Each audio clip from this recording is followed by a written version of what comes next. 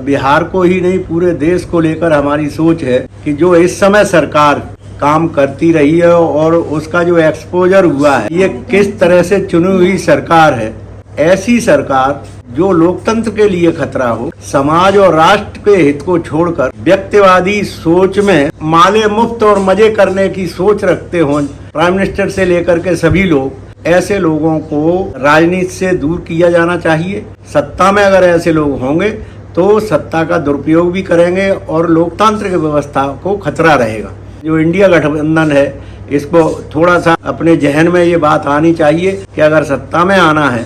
तो हमको सिर्फ गरीबों की बात करना या गरीबों के नाम लेने से कुछ नहीं होगा। उनके जो अच्छे नेता हैं उनको भी अपने साथ जोड़ करके उन्हें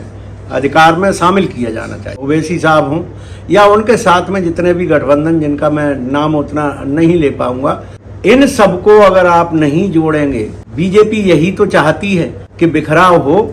और इस बिखराव का फायदा अगर कोई उठा सकता है तो बीजेपी उठाएगी, क्योंकि बीजेपी के पास उसका जो दिमाग है वो आरएसएस है।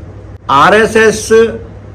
एक ऐसे वर्ग विशेष का रिप्रेजेंटेशन है जो समाज को कैसे तोड़ा जाए, समाज को कैसे बिखराव लाया जाए, समाज को उनके लिए उनका धर्म और उनका संगठन राष्ट्र से सर्वोपरि है। इसके लिए वो देश को भी बर्बाद कर सकते हैं, वो टुकड़े भी करवा सकते हैं देश के, और कहीं भी कोई भी दुर्घटना ऐसी करवा सकते हैं जिसका फायदा वो अपने लिए उठाएंगे और समाज में बिखराव लाया जाएगा। तो इसलिए एक तो सावधान रहना चाहिए हमारे देश के हर वोटर को कि ये किस मानसिकता के लोग हैं। अब आजकल तो बड़ा मुझे राष्ट्रीय स्तर पर जब ये शब्द सुनने को मिलता है कि कोई चोर है, कोई तड़ीपार है और वो सत्ता का मुखिया अगर बन के बैठा हुआ है, देश के संविधान और देश की गरिमा के लिए बड़ी ऐसे शब्दों का उपयोग होना, मैं समझता हूँ बहुत गरिमा को गिराना है। इसलिए मैं चाहूँगा कि हमारे देश के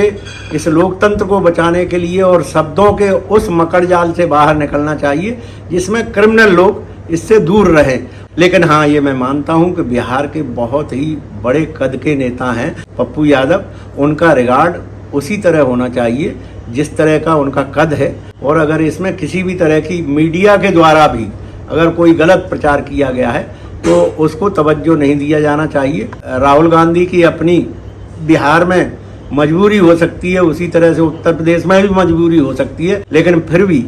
राहुल गांधी का आज जो निखरा हुआ व्यक्तित्व है उसमें ऐसा कुछ मुझे नहीं लगता कि उस व्यक्ति की ऐसी सोच रही होगी। और लालू जी को भी ये सोचना चाहिए